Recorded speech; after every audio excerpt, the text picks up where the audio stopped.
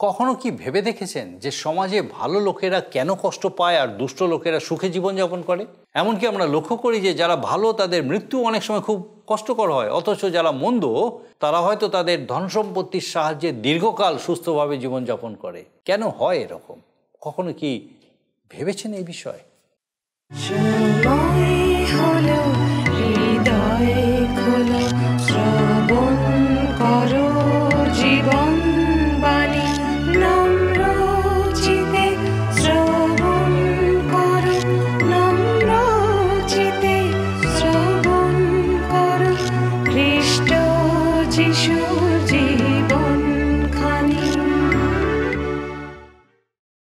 নমস্কার, প্রভু যীশু খ্রিস্টের মধুর নামে জীবনবাণী অনুষ্ঠানে আপনাকে স্বাগত জানাই।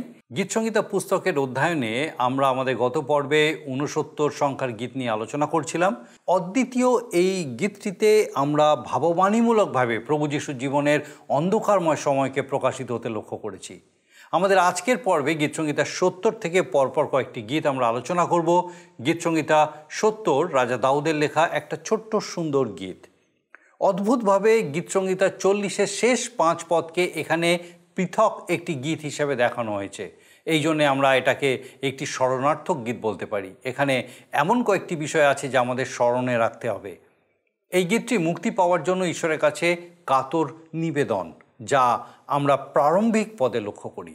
গীতরচক গীতটিকে শেষ করেছেন তার দুঃখ, তার দারিদ্রতা স্মরণ করিয়ে পুনরায় ঈশ্বরের কাছে প্রার্থনা জানিয়ে যেন তিনি তড়ায় তাকে মুক্তি দেন।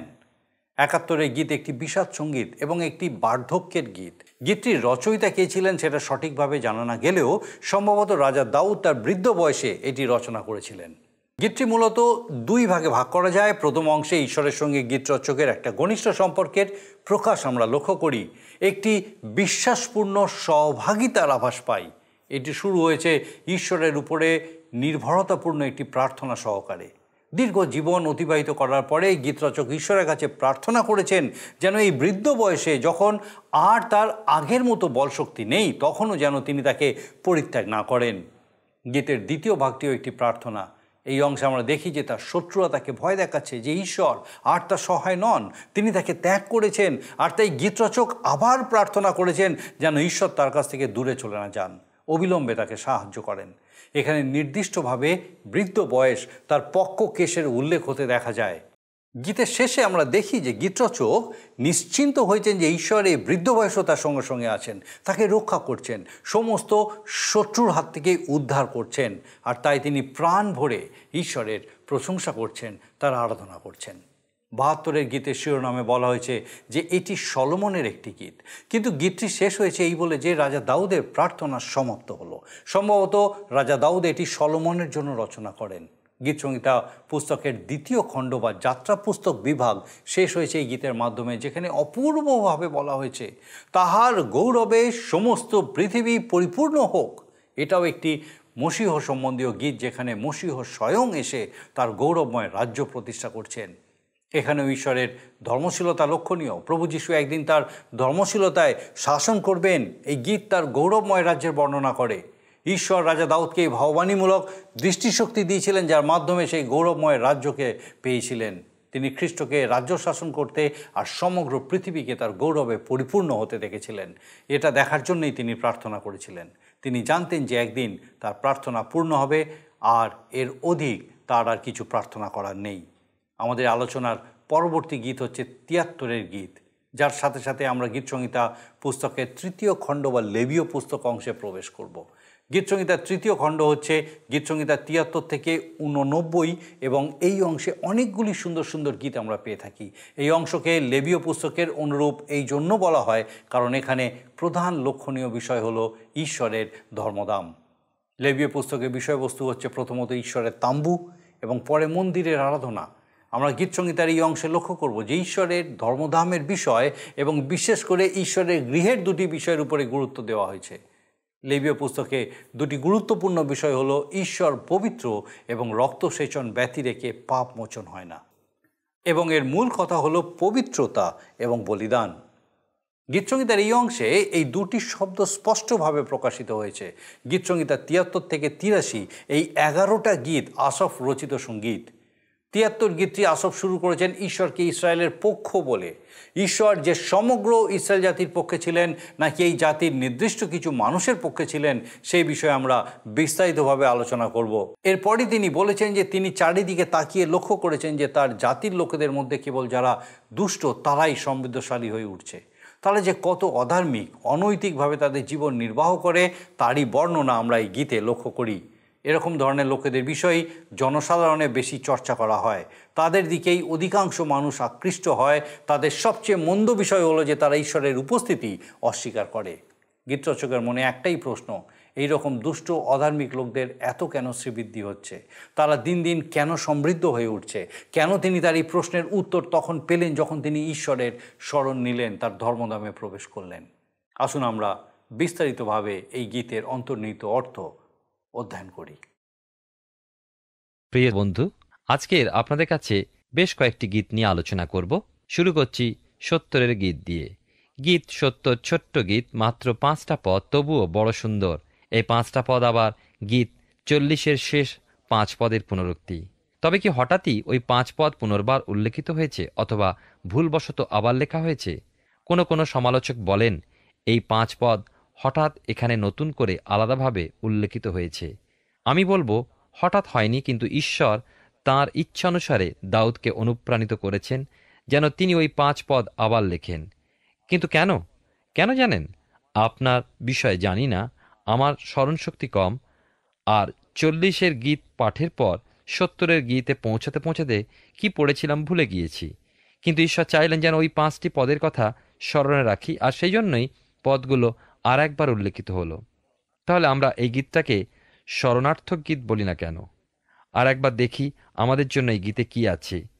গীত ৭০-এর 5টি পদ গীত ৪০ থেকে পৃথক করে দাউদ মন্দিরে গাইবার জন্য গানটি রেখেছেন। মন দিয়ে দেখতে পাবেন গীত ৪০ থেকে শেষ 5টা পদ পৃথক করার সময় দাউদ 2-1টি শব্দের অদল বদল করেছেন, কিন্তু মূল ভাবধারা একই রেখেছেন। গীত ৭০ প্রধান বাদ্যকরের জন্য দাউদের গীত এবং শরণার্থক। লেখা আছে 1 পদে, হে ঈশ্বর আমার শরণার্থে ত্বরা করো, হে সদাপ্রভু আমার সাহায্য করিতে ত্বরা করো। আমরা গীত ৬৯-এর আলোচনায় করেছি। মনে করে দেখুন যে ওই গীতের 1 পদ এবং ৭০-এর গীতের 1 পদ, 2টি পদেই উদ্ধার পাওয়ার জন্য কাতর আবেদন, এবং গীতের মধ্যে আর একটা বিষয় প্রকাশ পায়, বিপক্ষের জন্য বিচার প্রার্থনা। গীত ৭০-এর প্রথম পদ জরুরিভাবে সাহায্য প্রার্থনা করছেন। আর আমরা দেখি 2 থেকে 4 পদে এই অংশে আমরা দেখতে পাই, বিশেষ করে যখন আমরা পাঠ করি, আমরা যদি গীত ৬৯-এর 23 থেকে 27 পদের সাথে গীত ৭০-এর 2 এবং 3 পদ তুলনা করি, দেখব ভাবধারা প্রায় একই, এবং 2টি গীতে গীতিকার ব্যক্তিগত প্রয়োজনে আবেদন জানাচ্ছে। 5 পদে লেখা আছে, কিন্তু আমি দুঃখী ও দরিদ্র, হে ঈশ্বর আমার পক্ষে ত্বরা করো, তুমি আমার সহায় ও আমার নিস্তার কর্তা, হে সদাপ্রভু বিলম্ব করিও না। এখানে গীতিকার তাদের সাথে নিজেকেও রাখছেন, যাদের বিষয়ে বলা হয়েছে, ধন্য যাহারা আত্মাতে দীনহীন, কারণ স্বর্গরাজ্য তাহাদেরই। আবার বলা হয়েছে, ধন্য যাহারা ধার্মিকতার জন্য ক্ষুধিত তৃষিত, কারণ তাহারা পরিতৃপ্ত হইবে। 1 করিন্থীয় তার 10 অধ্যায় 13 পদে লেখা আছে যে, মনুষ্য যাহা সহ্য করিতে পারে তাহা ছাড়া অন্য পরীক্ষা তোমাদের প্রতি ঘটে নাই। আর ঈশ্বর বিশ্বাস্য, তিনি তোমাদের প্রতি তোমাদের শক্তির অতিরিক্ত পরীক্ষা ঘটিতে দিবেন না, বরং পরীক্ষার সঙ্গে সঙ্গে রক্ষার পথও করিয়া দেবেন, যেন তোমরা সহ্য করিতে পারো। এখন আমি আপনাদের সামনে আসব ৭১-এর গীত নিয়ে।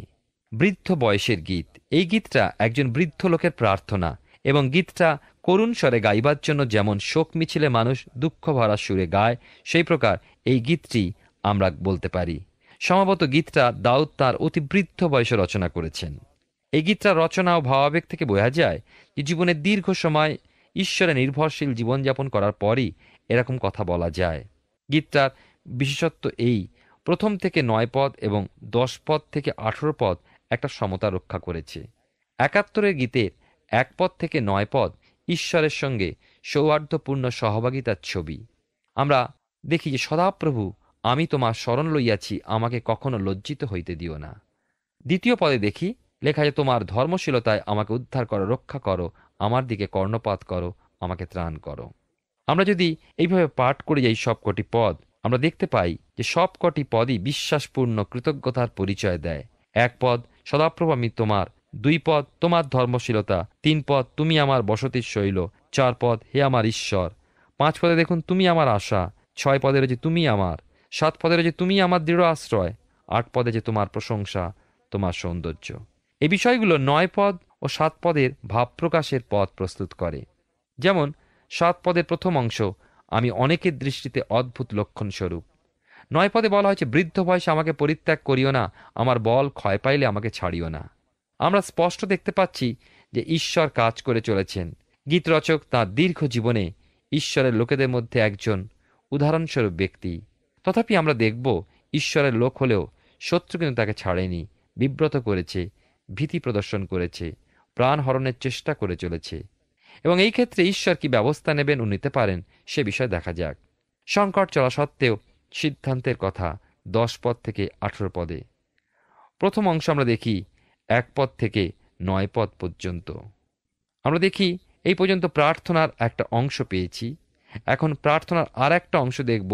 6 পদে আমরা পেয়েছি, গর্ভ হইতে তোমার উপরেই আমার নির্ভর, জননীর জঠর হইতেই তুমি আমার হিতৈষী, আমি সতত তোমার প্রশংসা করিব। আবার 18 পদে লিখেছেন, হে ঈশ্বর, বৃদ্ধ বয়স ও পক্ক কেশের কাল পর্যন্ত আমাকে পরিত্যাগ করিও না। 10 পদে দেখি, গীত লেখক শত্রুদের প্রতি দৃষ্টি দিয়েছেন, কারণ আমার শত্রুগণ আমার বিষয়ে কথা কয়, আমার প্রাণের উপরে যাদের চক্ষু তাহারা একত্র মন্ত্রণা করে। 13 পদে লেখক শত্রুদের বিচার প্রার্থনা করেছেন। 14 পদে লেখক আশা করেছেন যে ঈশ্বর বিচার নিষ্পত্তি করেছেন, তাই তিনি নতুন উৎসাহ লাভ করেছেন। আমি নিরন্তর প্রত্যাশা করিব এবং উত্তরোত্তর তোমার আরও প্রশংসা করিব। 15 ও 16 পদে লেখক বলছেন যে অসংখ্যবার ঈশ্বরের প্রশংসা করবেন, এবং 18 পদে বিচার ও প্রশংসা সমাধা করে ঈশ্বরের চরণে বিনতি রাখছেন যে পক্ষকেশের কাল পর্যন্ত আমাকে পরিত্যাগ করো না। গীত লেখকের শত্রুরা মনে করেছিলেন যে ঈশ্বর তাকে পরিত্যাগ করেছেন, তাই তারা তাকে আক্রমণ করার জন্য প্রস্তুত হয়েছিল। তাই গীতকার ঈশ্বরের কাছে বিনতি রেখেছেন 12 পদে, হে ঈশ্বর, আমা হতে দূরবর্তী হইও না। ঈশ্বরে বিশ্বাস আমরা এবার দেখব 18 পদের দ্বিতীয় অংশ থেকে 21 পদ। 18 পদের দ্বিতীয় অংশ থেকে আমরা 21 পদে দেখতে পাই যে তুমি আমার মহত্ব বৃদ্ধি করিবে এবং ফিরিয়ে আমাকে সান্ত্বনা দিবে। মসির জীবনে দেখি 120 বৎসর বয়সেও তিনি ঈশ্বরে গৌরব করেছেন। এবারে দেখব প্রশংসা এবং ভক্তি শ্রদ্ধা 22 থেকে 24 পদে। আমরা 15 পদে পাই যে গীতিকার প্রত্যাশাপূর্ণ অন্তরে বলেছেন, আমার মুখ তোমার ধর্মশীলতা বর্ণনা করিবে। এখন আমরা 22 থেকে 24 পদে দেখতে পাই লেখক সুনিশ্চিত হয়েছেন যে এখন তাঁর হৃদয় বিপদমুক্ত, সুতরাং প্রাণ খুলে তিনি ধন্যবাদ দিতে চাইছেন। প্রিয় বন্ধু, আমরা এবারে 72 সংখ্যার গীতটা আলোচনা করব। এই গীতটাকে বলা হয়েছে সলোমনের জন্য। কোনো কোনো সমালোচক বলেন এটা সলোমনের রচিত, কিন্তু গীতটার শেষ পদে গিয়ে দেখি লেখা আছে যিশয়ের পুত্র দাউদের প্রার্থনা সকল সমাপ্ত। দাউদ এই গীতটা সলোমনের জন্য লিখেছিলেন। এই গীতটা আবার গীত সংহিতার 2য় খণ্ডের বা যাত্রা খণ্ডের শেষ গীত। আমরা গীত সংহিতা পুস্তক আলোচনার শুরুতেই শুনেছিলাম যে এই পুস্তকটা 5 খণ্ডে বিভক্ত। 2য় খণ্ডের শেষ হয়েছে এই কথা বলে, তাহার গৌরব সমস্ত পৃথিবীতে পরিপূর্ণ হোক। এই গীতটাও ভাববাণীমূলক গীত। মসীয় স্বয়ং আসছেন ও তাঁর গৌরবপূর্ণ রাজ্য স্থাপন করছেন। তিনি হচ্ছেন ধর্মশীলতার ঈশ্বর। সুতরাং এই গীতের মধ্যে আমরা একজন আদর্শ প্রতিষ্ঠাতাকে দেখব, যিনি ধর্মশীল রাজবংশীয়। গীতটার শুরু দাউদের রাজত্বের কথা স্মরণ করে, কিন্তু লেখকের দৃষ্টি চলে গেছে অনেক অনেক দূরে, যেখানে তিনি একজন উদ্ধারকর্তাকে, মসীয়কে দেখছেন, যিনি আসছেন রাজত্ব স্থাপনের জন্য। অবশ্য লেখক এও তাঁর দর্পণে বা দর্শনে পাচ্ছেন যে সেই মসীয় দাউদের বংশ থেকেই উঠবেন। অসহায় জন ওই মসীয়ের মধ্যেই দেখতে পাবে তার উদ্ধার করার ক্ষমতা এবং তার ধার্মিকতার মধ্যে দিয়ে সমস্ত জরা মৃত্যুর হাত থেকে রক্ষা পাবে বা জীবন পাবে। রাজা তার নিজ জাতির শাসনভার গ্রহণ করবেন। 72 গীতে 1 পদে কি লেখা আছে দেখুন, হে ঈশ্বর, তুমি আমাকে আপনার শাসন, রাজপুত্রকে আপনার ধর্মশীলতা প্রদান করো। প্রথমেই আমরা শুনেছি যে গীত লেখক দাউদের রাজত্বের কথা লিখতে বসে তার আত্মিক দর্শন দিয়ে বহুদূরের ছবি দেখলেন, এবং সেই হিসাবে পুরাতন নিয়মের ভাবধারা ও ভাববাণীর দৃষ্টিভঙ্গিতে মসীয় এবং তাঁর রাজ্য বর্ণনা যেমন ছিল, ঠিক তারই সম্পূর্ণ ছবি এই গীতে ফুটিয়ে তুলেছেন। বাইবেলের পুরাতন নিয়মে 2 শমূয়েল তার 23 অধ্যায় 1 থেকে 4 পদে দেখি দাউদের শেষ বাক্য এই, যিশয়ের পুত্র দাউদ কহিতেছেন, সেই উচ্চীকৃত পুরুষ কহিতেছে যে যাকবের ঈশ্বর কর্তৃক অভিষিক্ত, যে ইসরায়েলের মধুর গায়ক, সে কহিতেছে, আমার দ্বারা সদাপ্রভুর আত্মা বলিয়াছেন, তাহার বাণী আমার জিহ্বাগ্রে রহিয়াছে। ইসরায়েলের ঈশ্বর কহিয়াছেন, ইসরায়েলের শৈল আমাকে বলিয়াছেন, যিনি মনুষ্যদের উপরে ধার্মিকতায় কর্তৃত্ব করেন, যিনি ঈশ্বর ভয় কর্তৃত্ব করেন, তিনি প্রাতঃকালের সূর্যোদয়কালের মেঘরহিত প্রাতঃকালের দীপ্তির ন্যায় হইবেন, যখন বৃষ্টির পরবর্তী তেজপ্রযুক্ত ভূতল হইতে নবীন তৃণ বহির্গত হয়। 72 গীতে এক পদ রাজপুত্রের ও তাঁহার রাজের অভিষেকের কথা বলে, যেমন আমরা যিশাইয় 11:1 থেকে 9 পদে শুনেছি। আবার দানিয়েল ভাববাদী পুস্তকের 7 অধ্যায় 13 থেকে 14 পদে লেখা আছে, আমি রাত্রিকালীন দর্শনে দৃষ্টিপাত করিলাম, আর দেখো আকাশের মেঘ সহকারে মনুষ্যপুত্রের ন্যায় এক পুরুষ আসিলেন। তিনি সেই অনেক দিনে বৃদ্ধের নিকটে উপস্থিত হইলেন, তাহার সম্মুখে আনিত হইলেন, আর তাহাকে কর্তৃত্ব, মহিমা ও রাজত্ব দত্ত হইল। লোকবৃন্দ, জাতি ও ভাষাবাদীকে তাহার সেবা করিতে হইবে।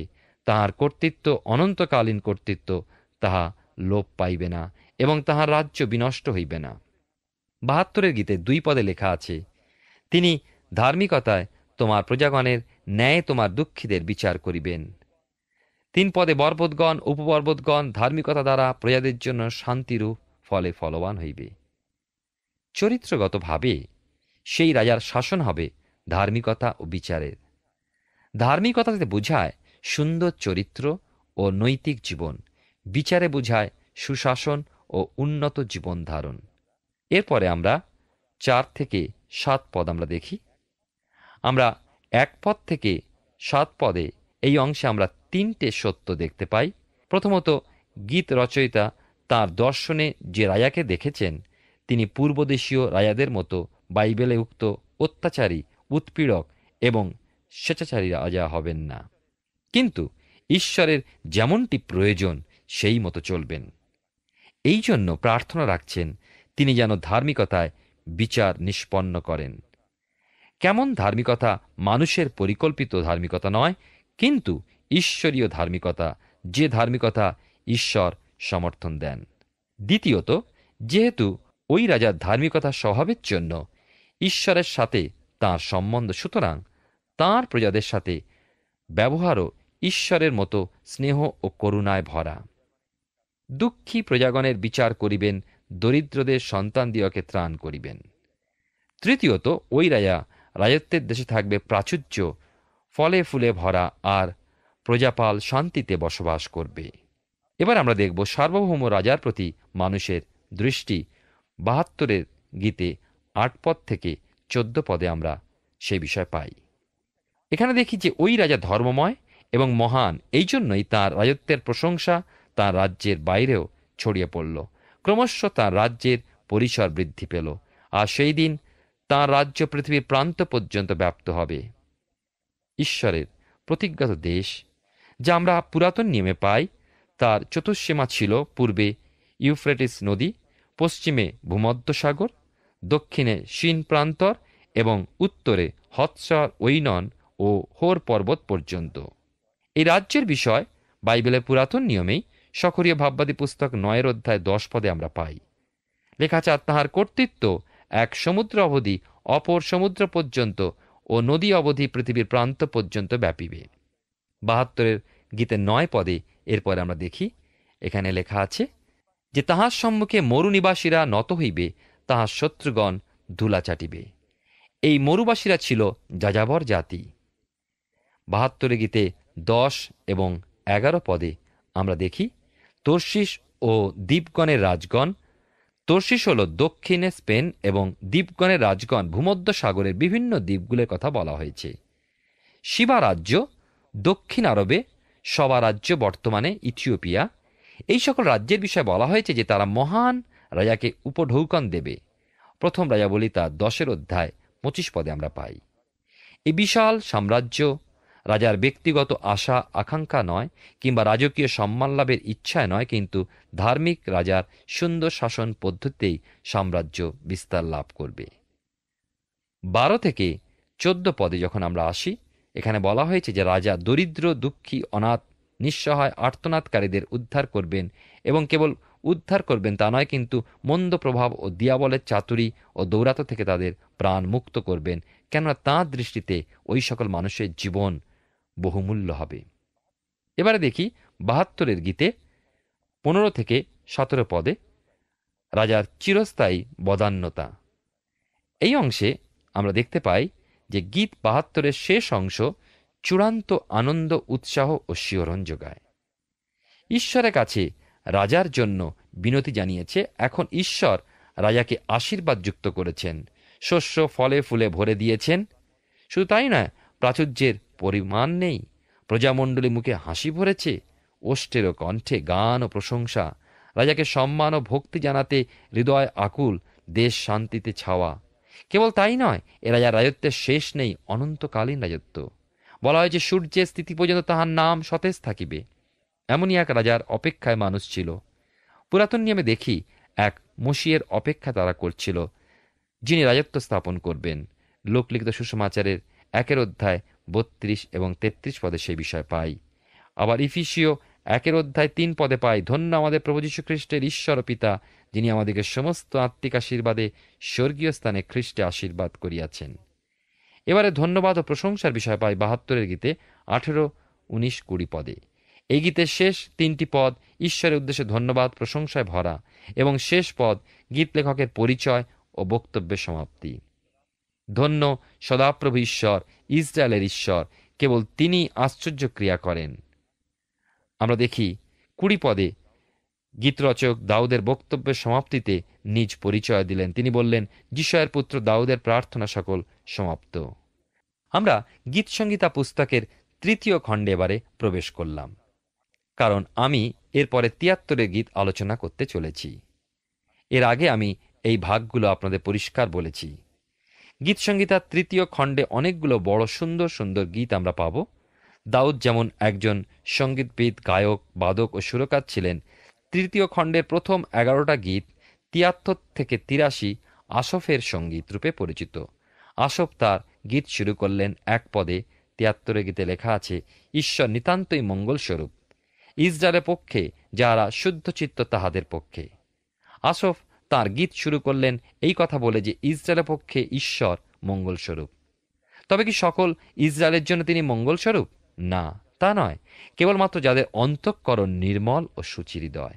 এরা কারা? যারা শুদ্ধ চিত্তে ঈশ্বরের চরণে হোম বলে নিয়ে এসেছে, যারা ঈশ্বরকে ভয় ও ভক্তি করেছে ও ঈশ্বরের সাথে গমনাগমন করেছে এবং তাঁর সঙ্গে সহভাগিতা রক্ষা করেছে। আপনি আপনার পূর্বেকার জীবন বজায় রেখে যদি খ্রিস্টের কাছে আসেন, তাকে গ্রহণ করতে চান, কোনো মতেই তা করতে পারবেন না। আমরা ঈশ্বরের সান্নিধ্যে তখনই আসতে পারি যখন তিনি আমাদের ধুয়ে পরিষ্কার করে দেন। যখনই পাপের ক্ষমা লাভ করি তখনই আমরা ধৌত হই।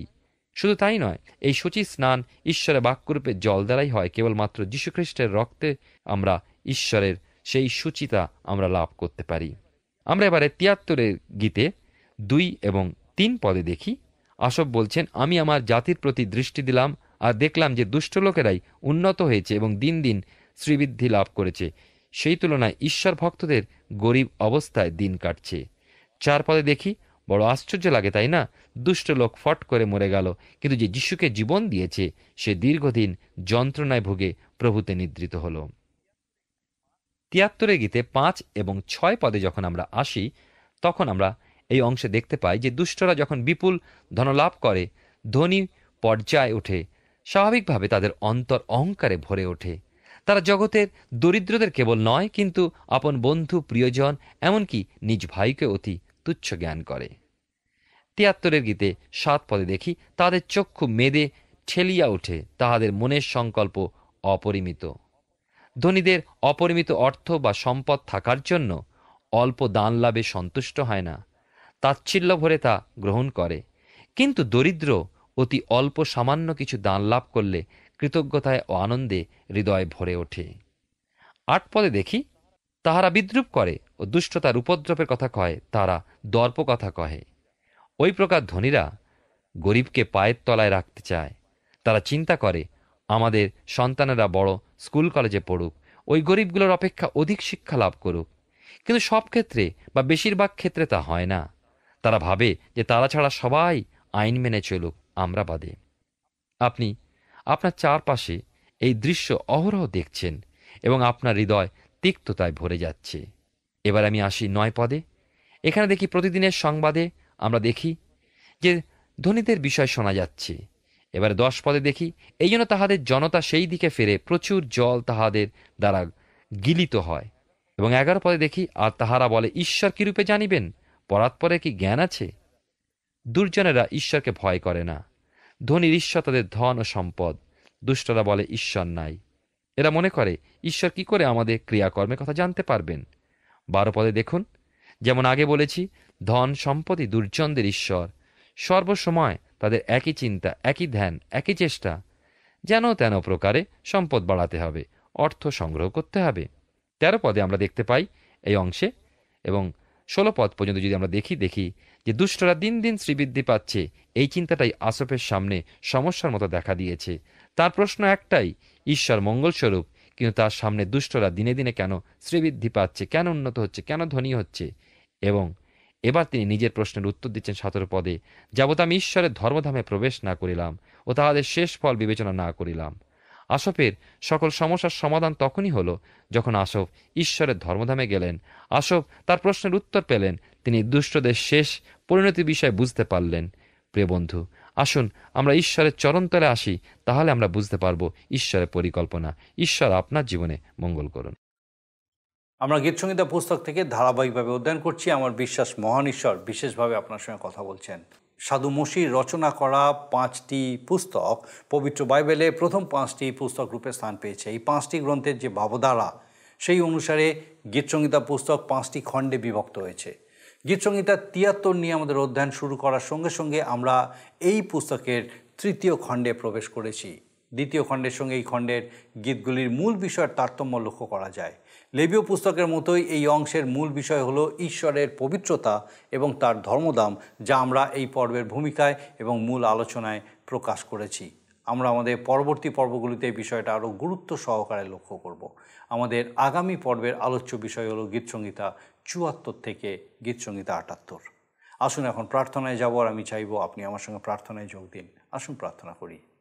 করুণাময় স্বর্গীয় পিতা প্রভু, তোমার ধন্যবাদ দিই যে তোমার অপার অনুগ্রহ এই মুহূর্ত পর্যন্ত আমাদের সঙ্গে সঙ্গে আছো। বিশেষ করে ধন্যবাদ দিই আমাদের প্রত্যেক দর্শক বন্ধুকে আরেকটি বার তোমার জীবন্ত বাক্য দ্বারা উৎসাহিত উজ্জীবিত হতে সাহায্য করেছো। প্রার্থনা করি তোমার পবিত্র পরাক্রমে তাদের সঙ্গে সঙ্গে থাকো, এবং বিশেষ করে পিতাগো তাদের পরিবার পরিজন, তাদের সন্তান সন্ততি, গৃহসমূহ, প্রত্যেকটা ব্যক্তিকে, প্রত্যেক সেই গৃহকে তোমার স্বর্গীয় আশীর্বাদে পূর্ণ রাখো, তোমার স্বর্গীয় সুরক্ষায় সুরক্ষিত রাখো, এবং তোমার অনুগ্রহে বৃদ্ধি পেতে সাহায্য করো। তোমার যিশু নামে ভিক্ষা দয়া করে শ্রবণ গ্রহণ করো। আমেন। আমাদের জীবনবাণীর এই অনুষ্ঠানে আগামী দিনেও আমার বিশ্বাস আপনি নিশ্চয়ই আমাদের সঙ্গে উপস্থিত থাকবেন, যখন ঈশ্বরের বাক্য এইভাবে আমাদের সঙ্গে কথা বলবে। ঈশ্বর আপনার মঙ্গল করুন। প্রিয় বন্ধু, আশা করি জীবনবাণী অনুষ্ঠানটি আপনার ভালো লেগেছে। আর যদি ভালো লেগে থাকে তাহলে অবশ্যই আমাদের একটি মিসড কল দিন। আপনার দেওয়া মিসড কলটি আমাদের কাছে অতি মূল্যবান। আমরা আনন্দের সাথে জানাই, প্রতিটা মিসড কল দাতাদের মধ্যে থেকে সপ্তাহের শেষে বিশেষ দর্শক বন্ধুকে বেছে নেওয়া হবে এবং সেই দর্শক বন্ধুকে পুরস্কৃত করা হবে। গত সপ্তাহের বিজয়ী দর্শক বন্ধুরা হলেন উত্তর 24 পরগনা থেকে সৌমেন মণ্ডল এবং পশ্চিম মেদিনীপুর থেকে স্বপন মান্ডি। আমাদের মিসড কল দেবার নম্বরটি হল 04449081 আপনি প্রার্থনা ও আরও অধিক জানতে আগ্রহী হলে আমাদের সঙ্গে অবশ্যই ফোনের মাধ্যমে যোগাযোগ করতে পারেন। আমাদের মোবাইল নাম্বার 9433497235 এবং আরেকটি হল 9433803755। আর আমাদের ঠিকানা টিভি স্ক্রিনে আপনারা দেখে নিন। ধন্যবাদ। ভালো থাকুন, সুস্থ থাকুন।